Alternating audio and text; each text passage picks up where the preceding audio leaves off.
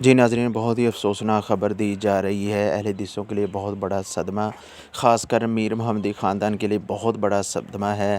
ولی کامل حافظ محمد یحییٰ عزیز رحمۃ اللہ علیہ جو کافی عرصہ پہلے وفات پا گئے، انا للہ و انا الیہ راجعون۔ ان کا ایک ہی اکلوتا عظیم بیٹا تھا جو کافی دنوں سے بیمار تھے، ہاسپٹل میں داخل تھے، لاہور ہاسپٹل میں۔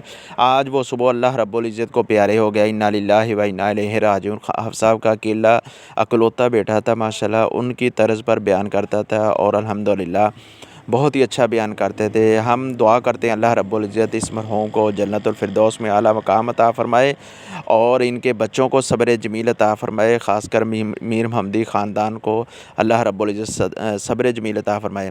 ان کا ادارہ مرکز دارۃ الاصلاح پھول نگر ضلع قصور میں ہے، بہت ہی شاندار ادارہ ہے اور حافظ یحییٰ عزیز رحمۃ اللہ علیہ کے بانجے قاری صہیب احمد میر محمدی اس پورے ادارے کو چلا رہے ہیں۔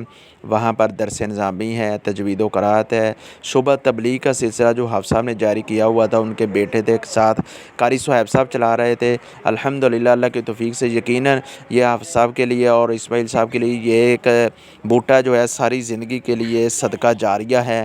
اور کوشش کیجئے اس ادارے میں ایک دفعہ وزٹ کیجئے، انشاءاللہ قاری صاحب وہاں پر ہوتے ہیں اور ان کے پیچھے نماز پڑھیے۔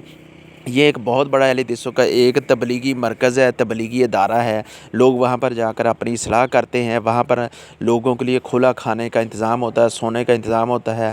اگر آپ لوگ بھی اللہ کے راستے میں نکلنا چاہتے ہیں، وہاں پر جائیں، پھول نگر ادارہ میں جائیں، وہاں پر اپنی نماز درست کریں اور یقیناً حافظ صاحب کے لیے یہ بہت بڑا صدقہ جاریہ ہے۔ اللہ سے دعا اللہ رب العزت ان کے مغفر فرمائے۔